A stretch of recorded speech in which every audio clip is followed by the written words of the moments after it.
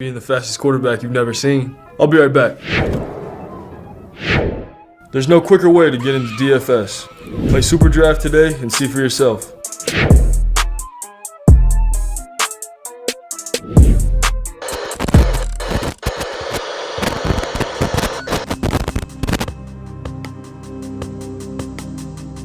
We're behind. They're all fired up.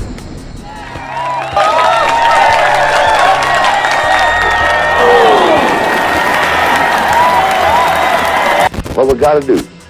First place, our defense has got to go out there and take the ball.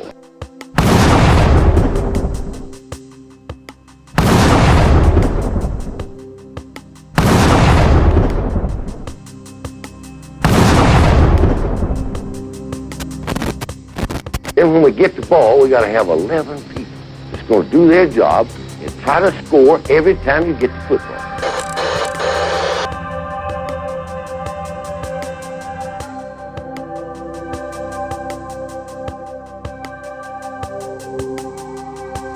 If we do that, we'll be all right. Do that, we'll be all right.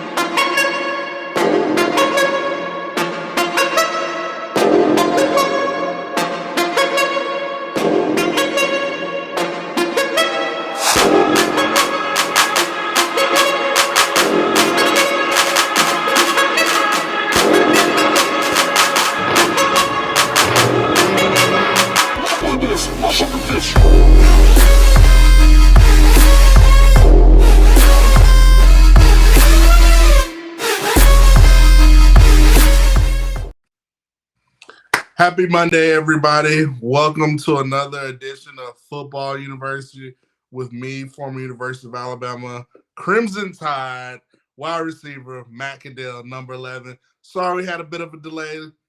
Happy New Year, a little technology issues, but we're here. Thank you for holding on. RTR, Happy New Year. I'm so excited. I'm so excited. We were thinking about holding it off or maybe rescheduling, but we said once we got everything ironed out, we were going to roll with the show. Thank you to the student section. Roll Tide Roll. Y'all are ready to rock and roll on this Happy New Year. Let's had an interesting week of football, and let's start with it. Let's dive right in. We're going to switch it up a little bit. And you know how we usually talk NFL first, but with the crazy bowl games that have happened this past week, let's start with college football. RTR Stephen Hicks, RTR William Bryant, RTR Spencer, RTR Lori Caddell. Jeff Stapleton says Bama's future looks pretty good. Go Dog says Angie Ledbetter. Hey, let's start with the Georgia-Ohio State game. I was telling about that game that I thought Ohio State matched up pretty well with the Georgia Bulldogs, and it showed. And I thought Ohio State had the game. I thought they had the game, and, kudos to Georgia. They made the plays, but what a crazy weekend that was. That nightcap game. Not a big fan. I will talk about this later, but I'm not a big fan of these 8 o'clock kickoffs for these big games. I think we need to have them a little bit earlier. But kudos to the Bulldogs. But let's get to the main event. Let's get to Alabama, Kansas State. Let's talk about it. We've been talking on Football University how it's important that Alabama send a message to the college football committee and just the college football world. And did they not absolutely put on the absolute clinic? I mean, everybody came prepared. You look at Bryce put on the clinic, 5 TDs. Will Anderson, he did okay, but Brian Branch stole the show for me. I mean, this guy had probably the best stat line I've seen from a versatile safety, corner, star position. I mean, he had 4 tackles for loss. I think he had maybe 2 sacks. I had a sack, a pass break, 2 pass breakups, an interception, like 14 tackles. It was weird. It was unreal. So crazy. Jahmyr Gibbs, the Alabama Crimson Tide came out there and they were so effective offensively. I thought the whole coaching staff did a really good job. Actually, Bill O'Brien, I mean, he was really surprised. He called a really good game offensively, kind of let it loose. Alabama started off pretty slow, but they were able to get it going and rolling. So that's one game, Bama, Kansas State. We talked about the Georgia-Ohio State game. I thought C.J. Stroud played really well in the game. Ryan Day, I just think Ohio State does not have the defense. I mean, I'm sorry, the Big Ten. Let's talk about the Big Ten. It's such a disappointment. I mean, the Big Ten, really. When are y'all going to get your act together? I mean, Ohio State loses, and TCU literally destroys Michigan. I'm talking about, I was watching the game. I was like, oh, my gosh, TCU is taking it to Michigan. So I know we're expanding the 12 playoffs next year, but, man, Big Ten, y'all got to step your game up. Let's get to the student section. Let's see. Let's get to the comment student section. Dogs love frog legs. Hey, dogs, I mean, listen, hopefully, I don't think a lot of people are going to give TCU a chance, but I'm different. I don't look at the name. I look at matchups, and I look at what they have, how they're playing. Garrett Riley offensively,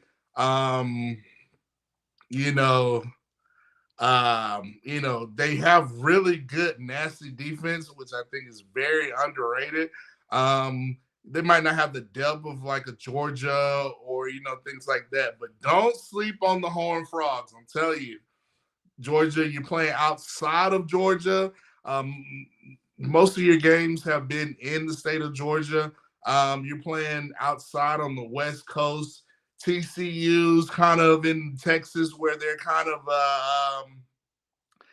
have their being in the state of Texas. You kind of have the West closer to the West Coast, so it's probably easier adaptation for you. So somebody asked in the question, comment student section, who do you have winning, Georgia and TCU? On paper, Georgia is just, they got the defense. I mean, they got the experience, Stetson Bennett, all that stuff.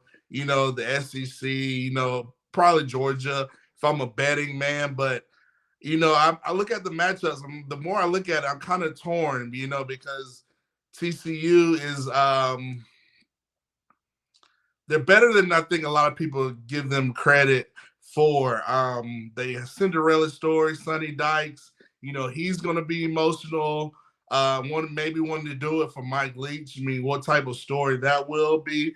But listen, I'm telling you, Georgia, do not come in there not prepared versus TCU. This team can make some plays, and they're hungry. Those Texas boys, they got a style. Garrett Riley, who I hope is Alabama's next offensive coordinator. Fingers crossed. Yeah, TCU's no joke, man. I'm telling you, the only hiccup when it comes to TCU is Max Duggan. He's either gonna make you or break you. When it comes to the offensive throws that he makes, Georgia's vaunted defense, and they're gonna try to force him to make mistakes. But Garrett Riley, I mean, you give this guy 2 weeks to scheme up. Georgia's defense did not look that great versus Ohio State. Thought Ohio State won the game up 14 points, but they let the game falter. Plays, and I thought Ryan Day got really, really, really conservative come toward like the second half. I know Harrison Jr. went down on a so-called non-targeting call, but yeah, I still think Ryan Day should have kept his gas on the gas pedal and been aggressive. But to me, Ohio State did not have the defense. They had a good enough defense to win, but you look at Stetson Bennett right before halftime, he throws the almost pick, but the Ohio State defender drops it. So if it's me, I think if Georgia was playing Bama wins that game because there's no way Brian Branch or Battle, those guys are not dropping interceptions versus Georgia. But shouts out to the Bulldogs. Let's get to the student section. The student section is blowing up. Oh my gosh, let's get to it. See a lot of dogs in the house. Let's see. Georgia versus TCU. A lot of people saying I got TCU. Wow. We got a lot of TCU fans people thinking TCU is gonna beat the Dogs. So, I'm kind of torn because you want the SEC to win, but TCU has a Cinderella story. It's gonna be interesting because this game is all the way out west, SoFi Stadium. Like I said, it's gonna be very interesting. Let's see. Angela Bear says, look, Georgia played like crap until the fourth quarter. Ohio played their A game. We played our C game. CJ Stroud is no joke. And Dugan ate him. Yeah, Dugan, great point. CJ Stroud, he did have a good game, but I still thought, Ryan Day could have been a little bit more aggressive. One drive, he needed just a field goal, They had Georgia's numbers. Just what it is. But Dugan, like I said, I think don't underestimate Max Dugan, Angie Ledbetter. You should know this because it's like Stetson Bennett. You don't want to underestimate Stetson Bennett. He comes to make plays. He'll make some plays where it's a little shaky, but at the end of the day, he'll find a way to win. So Max Dugan has done that, and I think Garrett Riley knows that on the offensive end. Got a lot of TCUs in here. What? Okay, student section. Look at this. I wouldn't say Ohio was an A game. If it was A, they would have won. Yeah, I agree. I think Ohio State choked the game away. I'm sorry. I really do. I think they actually choked the game away. They had it. I think Ryan Day, you have to blame him. Well, hey, I'm going to give Georgia their credit. They made the plays. They made the adjustments. Kudos to Kirby, Muschamp, Schumann, all those guys. So I'll give them their credit. But, going up 14 points in the third quarter, you kind of had Georgia's number reeling. You got to stay aggressive. And I thought Ryan Day kind of got conservative. He got more conservative, more tight. And I think you can't do that in Georgia, Peach Bowl, basically a home game for the Bulldogs. You cannot do that. And I think that conservative play cost him the game. I even saw a story where he put the wrong kicker out there. Ruggles was not their long distance kicker as another guy. He didn't even put him out there, and they obviously showed with that dud of a field goal kick. But makes you appreciate Will Riker. That's what I'm saying. That's why I don't think the committee wanted Alabama in the playoffs because they knew Alabama would found a way to win the national championship. So great comments. Thank you, Ms. Ledbetter, dog fans in the house. A lot of TCU love in here on the football U. That's what we do at Football University. Let's see. Let's get to the student section. Really, Georgia's not Michigan, but any given point, any given bounce. Hey, any given Sunday, any given Saturday, you got to come prepared. It's going to be an interesting game. Let's see. For Angie, Stephen Hicks says, for Angie, I say good luck, UGA, with my fingers crossed behind my back. Somebody just said one field goal away. The Dogs were on their way out, but the Dogs found a way to win. Agree to disagree. Congrats to Joel pulling the W. Or Jameson Williams. James Knox says Dogs by a lot. A lot of people said Dogs were going to blow out Ohio State. I'm just telling you, listen, Georgia, they don't have Washington. They lost a tight end. I'm telling you, TCU is an underrated team. I would not have to play them. Garrett Riley, a great offensive coordinator. Their defense is so underrated. They got a really, really good defense, really good secondary. I feel like you might not have saw it in the Michigan game. You saw it at the beginning, but Michigan was just, they were playing desperate mode, trying to score as many points as you can. So it's just crazy. So student section rolling tonight. Let's see. Y'all can hate us all, but I'm telling you, it shows my dogs fight. Yeah, the dogs found a way to fight. I mean, resiliency, 14 deficit 2 times. Yeah, I mean, kudos to the dogs. Let's see. Let's see. I think the cornerback field and wide receiver got wide open was critical part of the game because that would have had to drive the ball downfield, but would have took more time off. Yeah, that's what I'm saying. I don't think Ohio State defense is that great anyway. I mean, they're good enough to a Malo.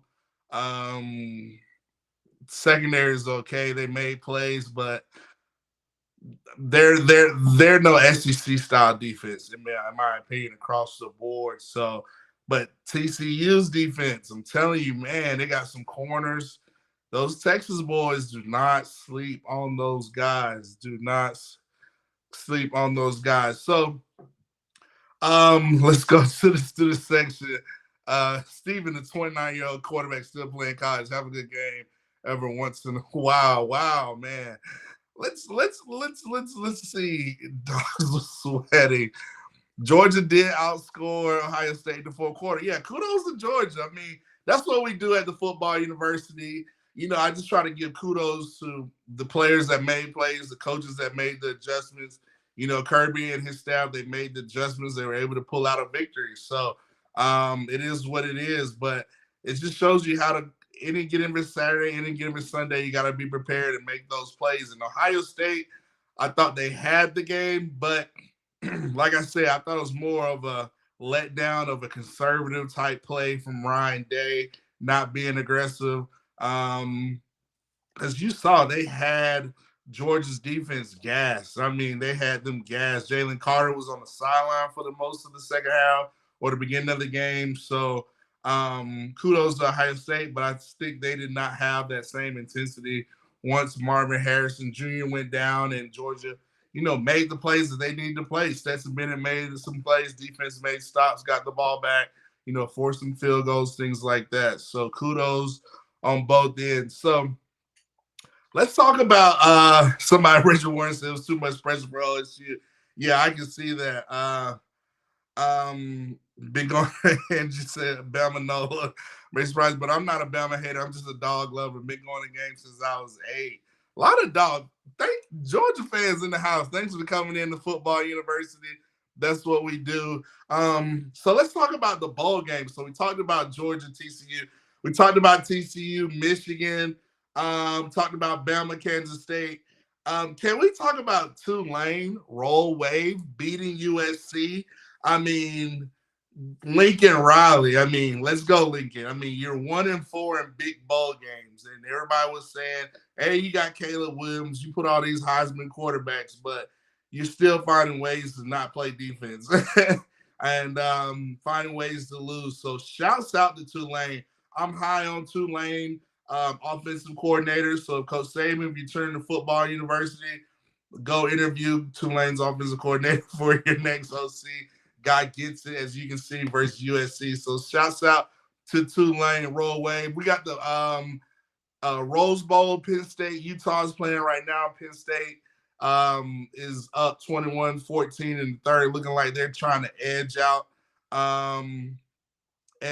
Utah. So it's going to be very interesting. So I do want to talk about just the craziest week of officiating. I feel like this excuse me, this past weekend was not the best.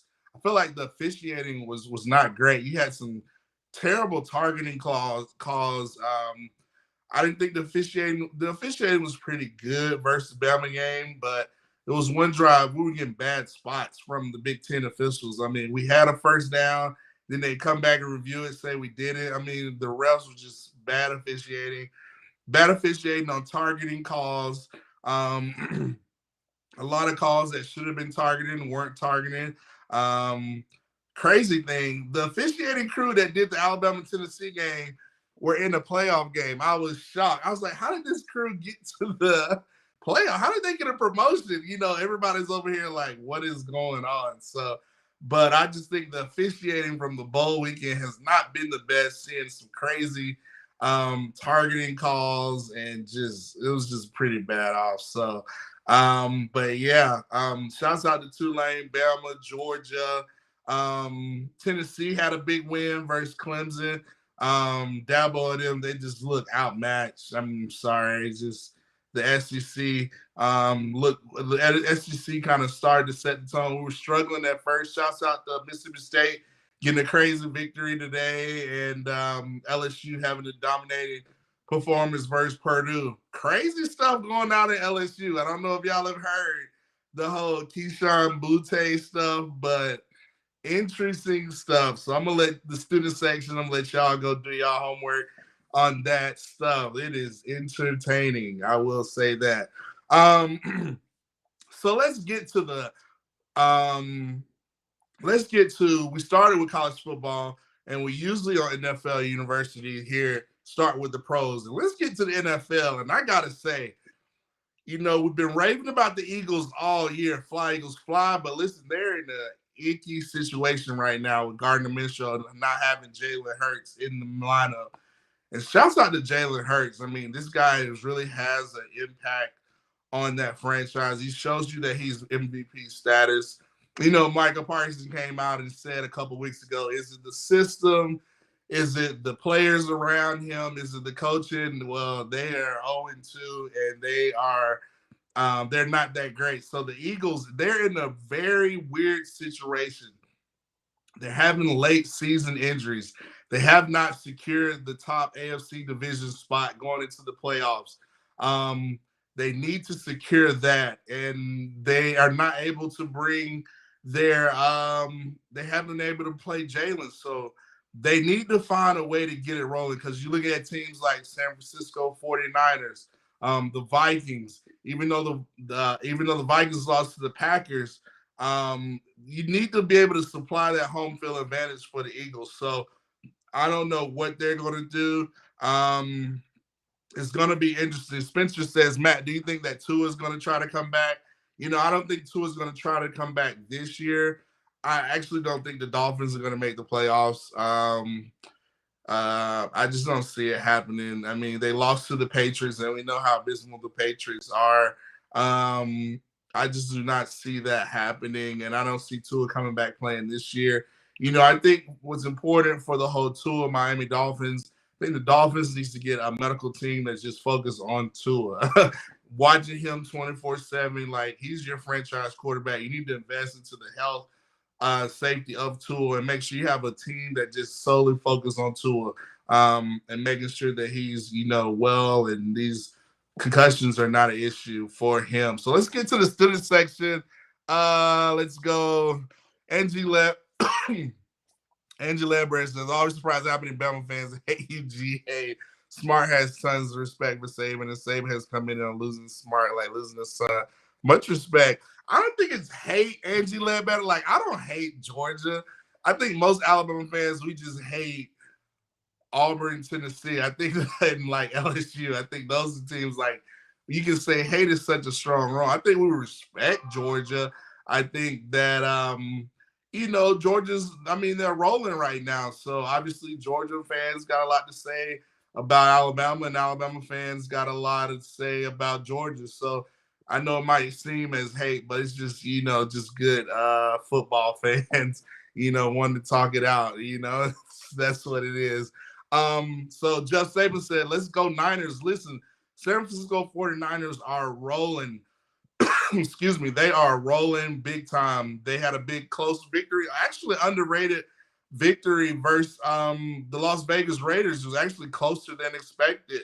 But shouts out to Jarrett Stidham. I mean, he, the Raiders benched Derek Carr, and Jarrett Stidham came in there and went into overtime against that vaunted San Francisco 49ers defense. But the Niners were able to, get the victory. So, like I said, I think they need to secure The Eagles need Jalen back, and they need to secure their AFC home field advantage. The Kansas City Chiefs are rolling with the against the Broncos. And I think the most impressive team was the Aaron Rodgers-led Green Bay Packers. I know it's a lot of controversy when it comes to Aaron Rodgers, but listen, do not let Aaron Rodgers and Tom Brady, and shouts out to Tom Brady and the Buccaneers for winning the NFC South. Listen, I wrote this down in my notes. Do not, these young quarterbacks, Jalen, Burrow, Mahomes, do not let these old guys, i.e. Aaron Rodgers and Tom Brady, get in these playoffs and show you how to handle the playoffs. I'm telling you, do not let those old guys, Rodgers and Brady, if you have a chance to beat these guys in the playoffs, beat them, because these guys are a different animal when it comes to the playoffs. I'm just warning you. We're starting to see Brady, Mike Evans throw for like 200 some yards. They're starting to start clicking. Rodgers is starting to click. They got the Lions this weekend to get in the playoffs. That's going to be a big game. Listen, do not let Tom Brady and Aaron Rodgers get in these playoffs, because they're going to make a lot of noise. So to my MVP race, I still think it's Mahomes. But we got an interesting game tonight. We got Buffalo Bills and the Bengals. I'm kind of split on this game. You got Joe Burrow, Josh Allen.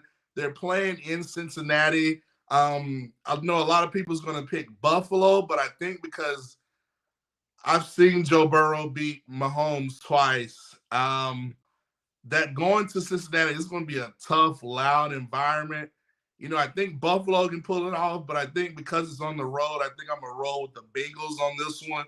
I think the Bengals have a better running game. Samaje Perine, Mixon, those guys. But, I mean, you look at Josh Allen, Singletary, James Cook, who played at Georgia last year. Josh Allen running the ball. I mean, they offer a lot. So it's going to be very, very interesting. Very interesting. So, like I said, I still think my MVP race is Josh Allen, but we're going to see tonight, especially with Jalen Hurts not playing, a rising of either Burrow or Josh Allen in the conversation. And I want to talk about this. We're talking about late injuries. We're talking about Jalen Hurts being injured. A lot of the top quarterbacks that are injured are running style quarterbacks. You look at Jalen Hurts, Lamar Jackson's injured. Kyler Murray's been hurt. Who else? Justin Fields has been battling injuries.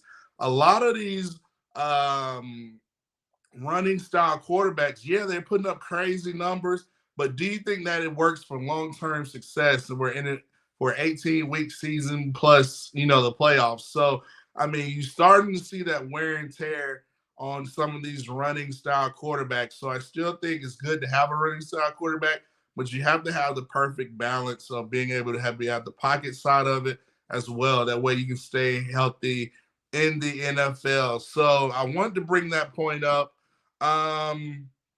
Let's get to the student section. Jeff Stapleton says that will hurt the Eagles. Jalen is their offense. I agree. Roll Tide, Bamanola, RTR, Bamanola. Good night. Angie Ledbetter said, I gotta go. Good night, everyone. Go Dogs. Shouts out to Angie Ledbetter. Hold it down for the dog section in the student section. Van Elwer says, I got several things I don't hate this show. My boy Spencer Williams and Rise Up. Thank you, Van Elwers. Nick Saban Jr., most important, all of you that chat. Even if you root for Georgia, LOL. I love it. I love it. I love it. Let's see. Bearkins and Baddies says William Brown. Depends on who Lord Saban hires. If he hires the right coordinators, Bama's back. If not, Saban will retire and go fishing at his lake house in Georgia. Yeah. I do think Saban will bring in the right coordinators. I think they're going to find some type of way. Saban, I've been saying this for weeks now. I think he's going to bring an OC. I think he's going to bring an OC who's kind of young, who's kind of minded, somebody he can mold.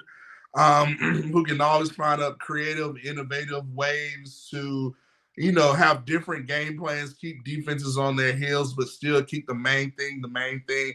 I think Coach Saban had his best success with Malcolm Wayne and, those type of offensive coordinators. So I do think Coach Saban, if he does go the college route, I think Garrett Riley, I think Coach Saban's already made the conversation or the phone call to Garrett Riley. I'm high on Tulane's offensive coordinator. I think he's very good. I heard some rumors about App State OC. That could be a possibility. So I do think Bill O'Brien is going to be the New England Patriots' next offensive coordinator. I think Bill O'Brien, Belichick, Saban, they've all had that conversation because I think they had this conversation last year. But I think it happened so late that Bill O'Brien did not want to leave Coach Saban so late in the year without an offensive coordinator, and he ended up staying. So it's going to be interesting to see. So yeah, like I said, I do think Coach Saban does find a Code D coordinator, find a way to bring in a Jeremy Pruitt, maybe move Golden maybe to safeties or something, or maybe move Freddie Roach to linebackers, and bring in a D-line coach. But I'm quite sure Saban's going to get his coordinators back because he's got so much talent that he's going to make it happen. So, and I think Saban, one thing he's learned in the losing, obviously, I think Bama's still one of the top 4 teams in the country, regardless, even though they had the 5th ranking. But, Bama just lost at the wrong time, at the absolute wrong time. And I say that they lost at the last play of the game, against 2 rivals, Tennessee was rolling and LSU. So we didn't get to the SEC championship. So it's just 2 losses at a bad time. So, but I do think Coach Saban will bounce back. Somebody said, let's get to the student section. Joe Brady, Garrett Riley, my top 2 picks. I mean, I agree. Bama Nola. I think if Saban goes the NFL route, I think after this Sunday, I think it's called Black Monday, where all these teams start firing their coaches, teams that didn't make the playoffs. So you look at it, Cliff Kingsbury, Joe Brady, he's the quarterback's coach for the Buffalo Bills. I had a big hunch on him last week. I thought he might be in the booking for the OC position at Alabama. I think that'll be a step up for him. It's just up to Joe Brady, but a lot of people say they want Garrett Riley. If it's NFL route, it's Joe Brady or Cliff Kingsbury, somebody like that for me. But everybody's high on Garrett Riley, and I'm high on Tulane's offensive coordinator. This guy gets it. I'm telling you, that guy is a great OC. He's so innovative. He has a system down. He knows how to play matchups. He knows how to just, evolve call throughout the game plan, throughout each play series. He really does a great job. Please hit that like button. Thank you, Spencer. Matt is doing a great job. Thank you. Reggie Warren said, Dan Mullen is a good play caller. Dan Mullen is a good play caller. The only thing that mainly kind of gets me under the skin about Dan Mullen is the way he ended at Florida. I know he wasn't like a recruiter or things like that, but the Dan Mullen that was before the Dan Mullen that we saw in the SEC championship that year, the year Bama won the national championship, that's the Dan Mullen that I want. I want that type of offense to where it was just hard to stop. So we know Dan Mullen works well with QBs, but I think if you bring in a Dan Mullen, you still need to bring in maybe you need to bring in somebody else to kind of mix it up, kind of spice it up on the offensive end. So Van Edwards says, I'm trying to hire Matt Caddell, Darius Hanks, George T, Trent Richardson. I want the Bama legends stalking on the sideline. How would the sideline be? Oh, yeah, it would be lit. Hey, Coach Saban hired me. Bama, we're putting up at least 50, 60 points a game offensively. My receivers are going to be, they're going to be looking like the Waddles and Judys and Ruggs. We're going to have a really good, effective offensive game plan. We're going to be creative. We're going to run the ball because at the end of the day, it starts running the ball. It starts up front in the trenches. So, yes, I would love to be there. Let's get to the student section. Let's see. Stephen Hicks says, roll tide, Linda P. Just Stapleton says, anybody's better than Bill. I'm pretty sure Saban took over the play calling after he was down 10-0. I mean, it was a shocker. Deuce Vaughn had that long, 98-yard run, 88-yard run. And Bama was, like we showed up to the fight, but we were kind of just, going around through the motions.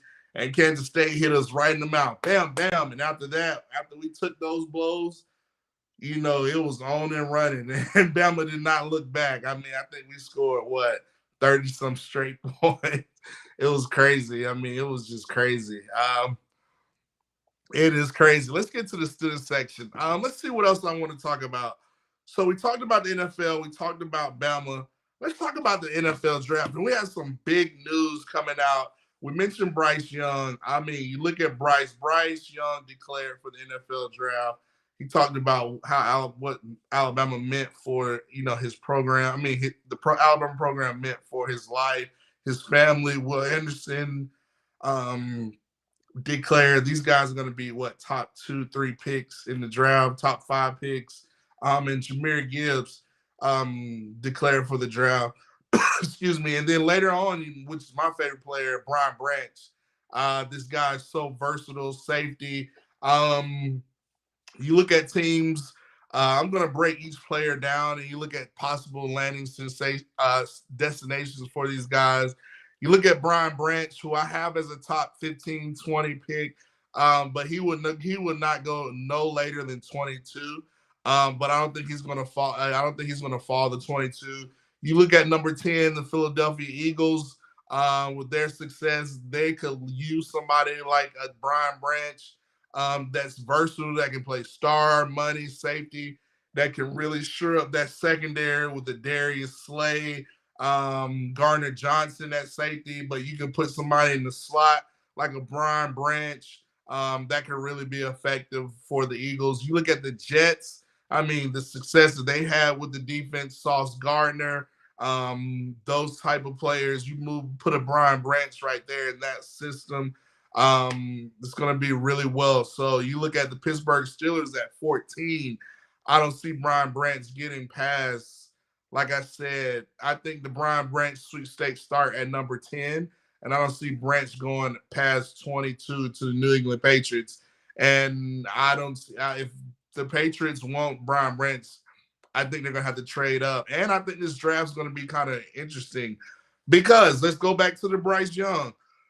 A lot of people are saying Bryce Young, Houston Texans. And while we're talking about the Houston Texans, this is just me, but can the Houston Texans go back to be called the Houston Oilers and going back and changing their colors to the old school uniform with the Oilers on the side with the powder blue and the red? I mean, how awesome would that be? Am I the only person that wants the Texans to go back to the Houston Oilers? And what better way to do it with Bryce Young and the number 1 pick? You kind of rebrand, who you are. But I do with Bryce Young, I do think, which is interesting because we got NFL football this Sunday, and I do think it's already, I'm calling it the Bryce Young Bowl. Basically, it's the Houston Texans playing the Indianapolis Colts. And so if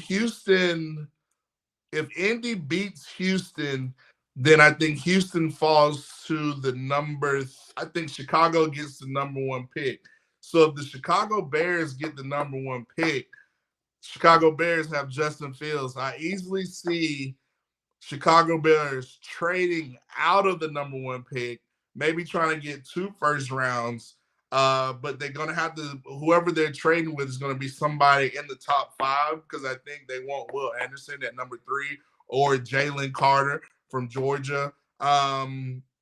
Let's say they trade with the Seattle Seahawks, and the Seattle Seahawks jump to number 1 pick and grab Jalen Hurt. I mean, not Jalen, but Bryce Young. Bryce is a West Coast guy. I think that could be actually a really good match. But I do think if Houston wins, if Indy wins, that game's gonna be interesting to see how the NFL draft, that number one pick, plays out. So keep your eyes on that, football university student section. Keep your eyes on that. Will Anderson, I think it's him or Will Anderson. I think is still the top defensive. I still think edge rushers are still creme de la creme, just like secondary cornerbacks, receivers. So I do think Will Anderson will be the first defensive player off the board just because he's an edge rusher.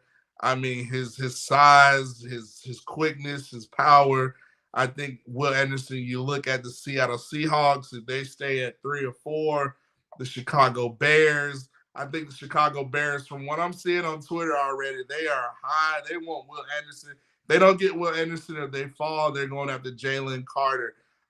So Jahmyr Gibbs, I want to talk about Jahmyr Gibbs because a lot of people are saying, oh, why did Gibbs come out? I mean, this guy is unreal. He has real quickness. Kind of reminds me of an Alvin Kamara type running back. I think he'll be kind of like that, but I think his sweet spot for draft being Jahmyr Gibbs is you look at, I talk about the Philadelphia Eagles. If the Eagles can I think they have 2 first-round picks. If the Eagles can somehow get maybe a Brian Branch at 10 and then get back into the top of the first round and get like a Jahmyr Gibbs, I mean, that is a win-win situation. You look at what a Jahmyr Gibbs could do in a Philadelphia Eagles offense with what they like to do to the zone read, RPOs, inside zones, that offense with the Jahmyr Gibbs and Miles Sanders, that does a lot of damage. It puts a lot of stretch. I mean, Jahmyr Gibbs is probably the best pass-catching running back out of here. He's probably going to pass the fastest numbers out of all the running backs. So you look at the Kansas City Chiefs, a team like the Chiefs, a team like the who's really good, but maybe the Denver Broncos. They're kind of looking for that quick guy, mismatched guy that can really help in that division. So but kudos to those Bama players. I think we will have 4 to 5 guys in the first round. Definitely 4 for sure. Branch, Bryce, Will, and I think Gibbs. And the reason I say 5 because somebody like a Battle or Eki or Byron Young, somebody's gonna perform their way so great in the Senior Bowl and pre-draft and combine and all that stuff. Somebody can easily sneak into the first round. So that's my two cents about the NFL's draft. So let's get to the student section. Bama Knows says, I've been a diehard Bama fan since Major Ogilvy days. Spencer says, thanks, Angie. You remind me of another great Ledbetter I went to school with. Steven Six says, me too, Spencer. Spencer says, Spencer, let's see what Spencer said. He said, come on, Reggie. I always talk about out of the AZZ hole in my front of my face. Van Alwer said, I hired Drake Patrick as well. He was a dog when I played against him. He would fire that place up. Yeah, I think to your point, Van Alwer's, I think what Coach Saban, I think it was important to see. We had a lot of energy on the sideline Saturday, and we were like, where has this energy been? And, Coach Saban made some statements. Maybe some of those transfer guys were what was holding the team back, And so I think we kind of trimmed the fat, and especially with this class of 2023 class coming in, the attitude, the psyche that they're wanting to put Bama back on the map. They're going to push those older guys, kind of like the class of Tua and Devontae and Ruggs and Judy and all those guys. I think this class is going to have that same type of impact. So, like I said, I think Coach Saban is going to iron out the coordinator position and get things rocking and rolling for the Tide to be dominant. Let's see. Plot twist. Bucks trade up for Bryce. That could be interesting. I think another sleeper team that's out for Bryce. And, you're starting to see teams kind of, this is my whole 2 cents. So when you're watching the game Saturday, Bryce did not start the game off quite well. And you're like, what is going on with Bryce? And then he kicked it into gear and, he was rolling. Me personally, I was thinking maybe he got some information from a team and team told him, hey, don't look so great versus Kansas State at the beginning because we want you to fall to the draft. That's just Matt Caddell, Football University conspiracy theory. but yeah, it was very weird. But I do think Bryce is going to be to your point. I could see the Bucks trading up, but I think the Bucks are going to trade. They're going to have a lot of, quarterback movement this year. Where there's Tom Brady going back to New England, Bill O'Brien going to New England, Mac Jones going to maybe San Francisco, which is weird. Or Matt going to Tampa Bay. Or the Bucks. I can easily see the Bucks trying to trade up, try to solidify that division. Because I do think Will Levis is going to be either a Carolina Panther. I think CJ Stroud or Will Levis is going to either be a Carolina Panther or Indianapolis Colts. I will say just regionally, I do think Levis goes to the Panthers. I do think CJ Stroud goes to the Colts just right off of the bat. But, right now it's draft era. I talked about CJ Stroud, the performance he did against Georgia, which I thought is very well. We know he has the size, the frame, he can do it all. It's going to be a lot of talk of the whole Bryce Young, CJ Stroud conversation, and people are going to try to say, oh, Bryce, knock him on his height, but I don't care.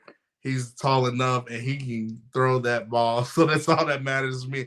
I don't need him to be running. I just need him to be throwing that thing. And so I think you're going to see a lot about that in the NFL draft. Pre-draft, Linda P said 2023 Bama is going to be a beast. Look out, world. Here we come. I agree. Walter Knox says Young will be the new Warren Moon. Great point. Bryce Young does remind me of a Walter, of a Warren Moon, just kind of smaller guy, but just throws accurate dimes. Balls everywhere. Let's see. Let's get to the student section.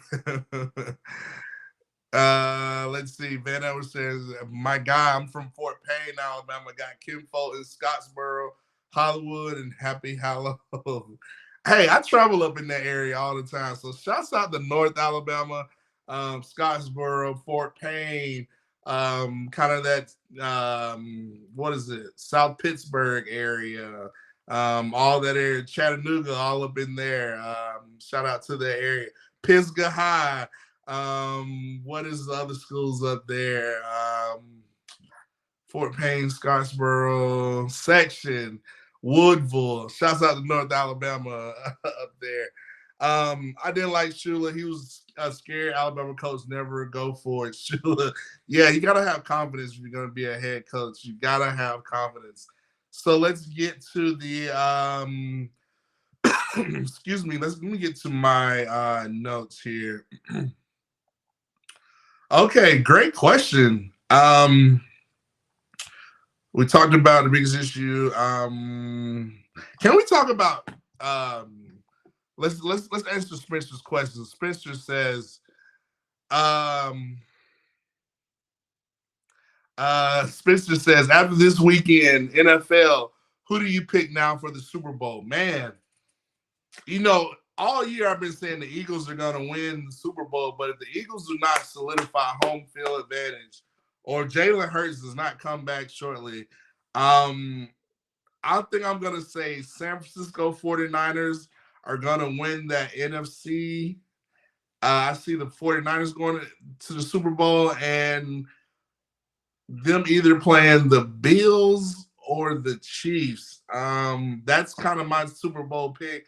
I'll give you 14. Okay, this is what I think in the NFC. In the NFC division, sorry, let me make sure I got my correct pictures.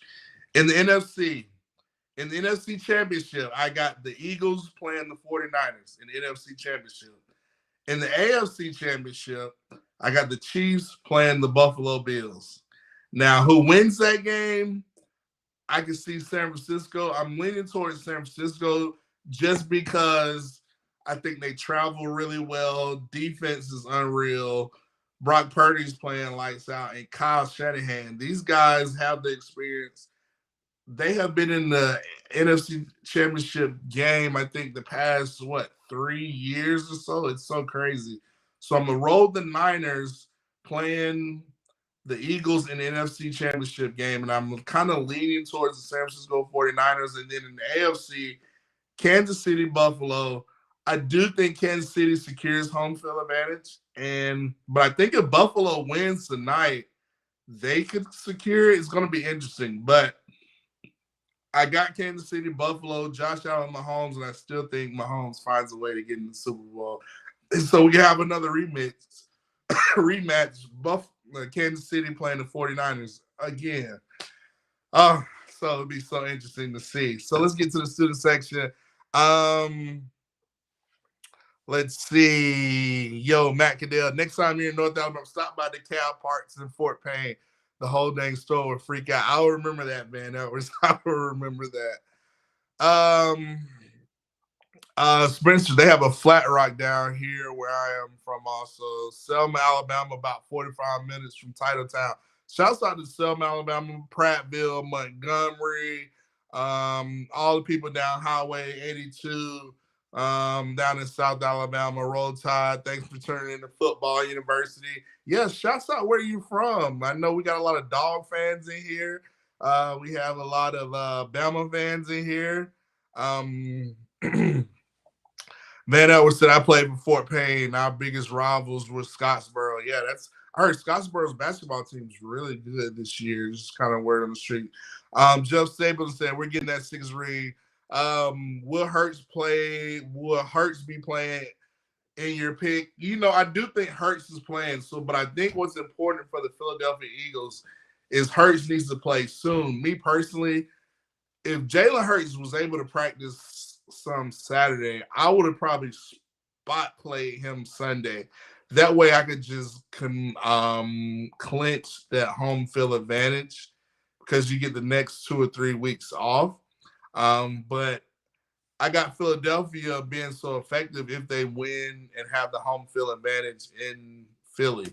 If not, if they have to travel to like a San Francisco, or you let the Niners win the home field advantage, I don't see anybody going into San Francisco and beating them, and that's including the Philadelphia Eagles. So, to your point, I need Jalen to be kind of playing sooner because that's what goes into my pick. That's what goes into my pick. So great point, Spencer. Jeff Stapleton says Jalen's still on the IRL injury reserve list. They're on fire. I hope and pray Eli Gold will be back next year. Yeah, shouts out to Eli Gold. I think he had I think it was tough for him to walk. So I know Chris Stewart and John Parker did an amazing job. How cool was this Saturday? Have Mark Ingram on there as the color analyst sideline reporter. And after the game, he's interviewing Bryce Young, which is a crazy interview. But listen to the Mark Ingram, Will Anderson interview. It is so it's so awesome. Just gotta love those guys coming in, putting on the Crimson Tide jersey and leaving these legacies here at the university. The Alabama fans, we always want to say, man, we want them to win a national championship because that's the standard that we set here at the University of Alabama. But hopefully we'll be able to bounce back next year and get back things rolling, the tide rolling, baby. Let's get to the student section. So we covered just about everything that I wanted to cover. Let me see if there's anything else. We talked about can we talk about good coaching? I mean, just to bring it back to Alabama, we talked about this coach. Brian Daboll, shouts out to Brian Daboll, the New York Giants. I mean, this guy could be up for Coach of the Year. A lot of people are going to say Nick Sirianni, the Eagles head coach, Kyle Shanahan, of course, Sean McDermott with the Buffalo Bills. But Brian Daboll, O'Connell with the Minnesota Vikings. Brian Daboll, to me, has done the best coaching job this year. For him to have the New York Giants into the playoffs with Daniel Jones. I mean, he's doing it with a lot of guys that don't wow you. You know, you look at the Eagles roster or the Cowboys roster or even the Washington Commanders roster. They have a better roster, but Dayball's able to, he's had that tutelage under Saban. He's able to get those guys playing and win, and with whoever comes in, next man up, and he's got a good system, and he's got a system where he's playing to the strengths of Daniel Jones. So shouts out to Brian Daboll, and I wanted to shout out Sonny Dykes. I mean, Sonny Dykes, for him to go out there, coming under that Mike Leach coaching tree, I think this game's going to be emotional. I think what better way to do it for him, for Mike Leach to go out and maybe beat Georgia for the national championship, but pay his homage to Mike Leach. But Sonny Dykes, man, he's a really good coach. He was at, I think, Louisiana not SMU, but yeah, he was in the Sun Belt, I believe, prior to that. But he took that team, turned them around. Shouts out to Tulane coach. He did an amazing job as well. So it's some really good coaches out there. So I just wanted to shout out good coaches. And I want to shout out the good coaches, but the coaches I've been disappointed in. Ryan Day, I'm sorry, Ryan Day. I feel like you dropped the ball, man. Like, you got conservative. You got really conservative. You seem like you weren't as aggressive. And then Dabo Swinney, I didn't feel like Dabo really didn't finish strong like I thought they were going to do. But Van Edwards says, Matt, besides yourself, who would you put on your Mount Rushmore of Alabama receivers? Woo, that is a great question. Obviously, Julio Jones, Devontae Smith,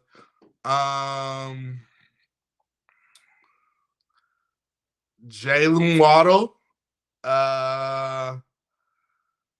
Amari Cooper. That'll be my Mount Rushmore. Devontae, Julio Jones, Waddle, and Amari Cooper. Amari Cooper's got to be on there. Put in the comments who you have as your Mount Rushmore of Alabama receivers. So I have Devontae Smith, Julio, Waddle, and Amari Cooper. That will be my Mount Rushmore wide receiver list for Alabama receivers. Now, Waddle, I can see a lot of people saying Waddle, Julio. You can think of a Calvin Ridley. You could maybe put a Ridley right there. But I look at like Waddle, that type of explosion, his stature. He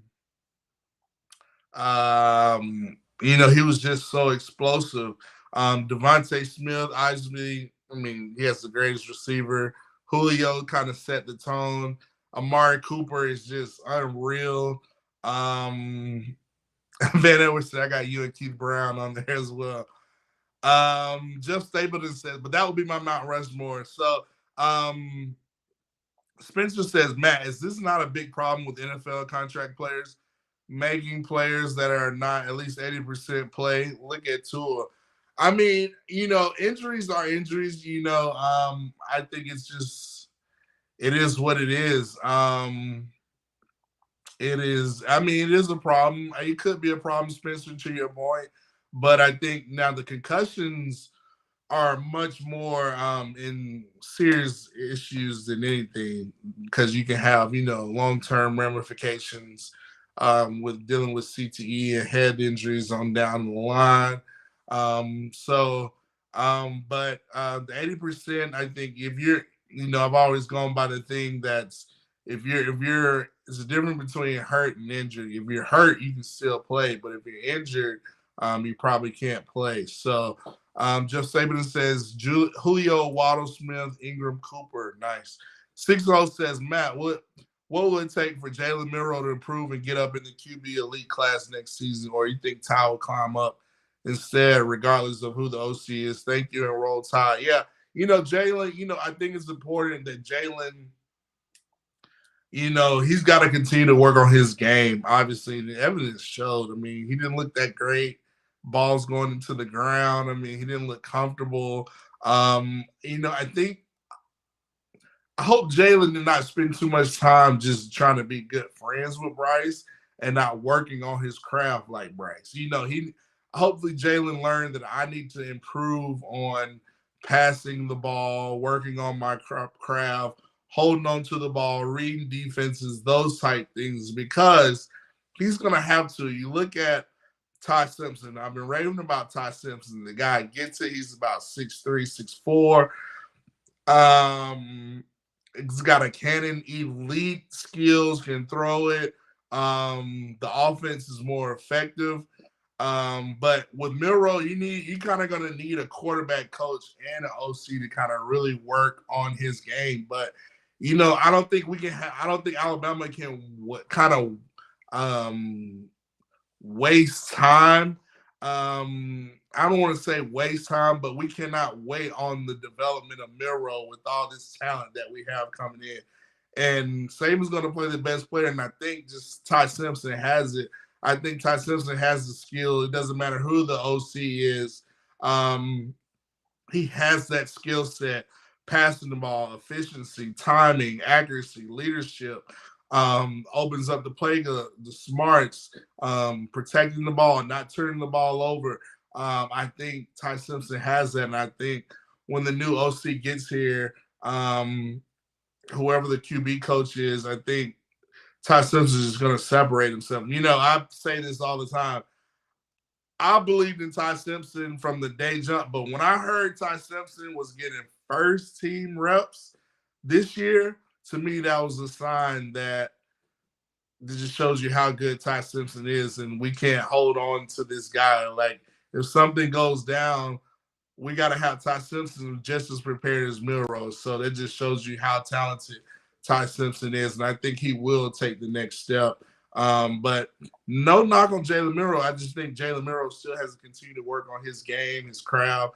That he needs to work on some, personal development, going to quarterback camps, kind of working on his delivery, because he just seems so big and so top heavy that he's not comfortable throwing the ball, or he doesn't seem excited when he gets out there. He's just like, oh, whatever, but I just hope he didn't waste these years trying to be so friends with Bryce Young where that he did not understand, where that he did not continue to learn from Bryce Young and work on his game like Bryce Young, so because he don't want to get passed out, because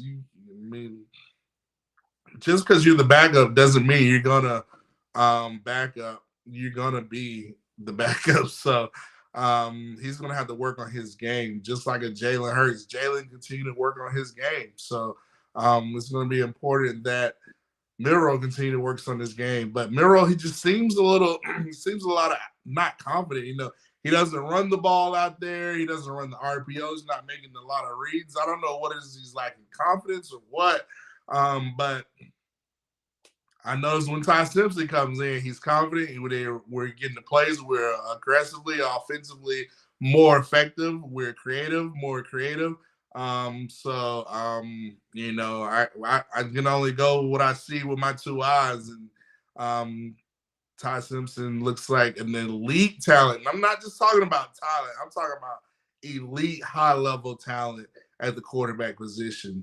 Let's get to the student section. Spencer says, my receivers of the past, Don Hudson, David Palmer, the Deuce. Yeah, and I'll add another one. For me, Freddie Millins was that guy. Freddie Millins, I was just huge on him. Isaac Newsom, him and Isaac Newsom, you got to have those two. My Mount Rushmore tight ends. Isaac can be on my Mount Rushmore tight end or receiver. The legendary Isaac Newsom. Young kids, if you don't know about Isaac Newsom, go look up those old Alabama teams. I mean, you really enjoy the historically, how good Alabama football has been for not just this decade, but the past 30 years. I think we won 7 national championships back to Gene Stallings or Bear Bryant. Just go back and research those teams and all the talent that they had. Ozzie Newsome, Johnny Davis. Walter Lewis. Major Ogilvy, Barry Krause, Jackie Klein. It's Jeremiah Castile. The list can go on and on and on. Love looking up those old teams. Let's get to the student section. Linda P is in here. OJ Howard would have been at the top of this list if they would have thrown him. Yes, Millers was a dog. Linda P asked a great question. Thank you, Miss Linda P. She says, ooh, hey, student section, let's do this. Let's do a Mount Rushmore DBs, Mount Rushmore running backs. Since Linda P asks, Matt, who are your 4 Mount Rushmore running backs? Gotta go Derrick Henry. Gotta go Mark Ingram. Whew, after that, man, I want to go Najee as the 3rd. And number 4, I might go Josh Jacobs, just because Josh Jacobs was like the 3rd string running back, but yet he was so good. He was the first running back drafted in the 1st round. So that would kind of be my Mount Rushmore. Henry, let me write this down. Henry, Ingram, Najee. I just thought Najee was just a freak of nature. He could do it all. Now I'd probably go Josh Jacobs, or you can go Trent Richardson. But golly, that will kind of be my 4 right there. Put in the student section who you think your Mount Rushmore is for running backs. Now for defensive backs, cornerbacks, shouts out. Somebody mentioned Antonio Langham. Got to shouts out Langham. I'm going Langham, Mika Fitzpatrick, Patrick Surtain, and at safety, Caleb Downs. No, I'm just like probably a either Eddie Jackson, Landon Cox, maybe a Marlon Humphrey, or George Teague. I might have to go Teague, just because of the impact he had just being at Bama. Oh my gosh, yeah, Mika's definitely on there. Antonio Langham, Surtain's definitely on there, and that 4th is either going to be a safety or a corner, where there's either going to be George Teague, Marlon Humphrey possible. But yeah, those are mine. That's my Mount Rushmore DB. Linda P says my picks too, Matt. Great minds think alike. I know. Somebody says Walter Lewis is one of the coolest dudes in the world. Yeah, he is cool. When you talk about, listen, all those older guys, nothing like seeing older guys that are just so cool, low key. Walter Lewis has that. So it's nothing like that. Somebody, Van Edwards says DBs, Kirkpatrick, Langham, Teague, Shade, Fernando Bryant, Fitzpatrick. Spencer says Sean Alexander, Bobby Humphrey. I forgot about Sean Alexander. Oh my gosh. Man. So I might bump Jacobs out and put Sean Alexander. So my Mount Rushmore could be Derrick Henry, Mark Ingram, Najee Harris, Sean Alexander. That's pretty good, right? That's a good Mount Rushmore, right? Let's see, Van Elk. Somebody says Roman Harper. Roman was a dog. Roman was a dog. Somebody says Sean and Bobby Humphrey were some ballers. They were. And listen, I challenge you, go look up those guys. Bobby Humphrey. Those guys, Musso. Those guys were interesting. The list goes on and on. Let's just say at Alabama, we're so blessed to have all this wonderful talent come through the University of Alabama. So let's just enjoy it. Enjoy it. But yeah, we've covered everything that I wanted to cover. Let's get ready for some football. It looks like Penn State's going to win this game tonight. But let's pick back up 6 p.m. Central tomorrow, next Monday, 7 Eastern, Football University. We're here, me, Matt Caddell, and let's see how this NFL playoffs situation happens. We'll be talking before the college football playoff game, so we'll have all the picks. So I'm quite sure it'll be tons of Georgia fans and TCU fans and all that stuff. So we'll talk about that next week. But enjoy the weekend. Again, enjoy football. Tell your football friends to hop on Football University. This is about Football U, where it's you and football, and we discuss it. So thank you to all the student section. Van Edwards, Linda P. Spencer, 6-0. Angie Ledbetter, the Dogs fan. Reggie Warren, the Dogs fans. Bama Nola, Jeff Stapleton. Linda P, Stephen Hicks, shouts out to you all. See you all next week. This has been another episode of Football University, and let's have a great week. Enjoy this Bengals-Bills game tonight. I think the Bengals are going to pull it out, but I wouldn't be surprised if the Bills do, because Josh Allen, he's just a beast like that. But Happy New Year, everybody. Roll Tide. Let's enjoy the playoffs this year. Let's see how these football teams handle, and let's talk about it next week on Football University. Have a great week. Peace.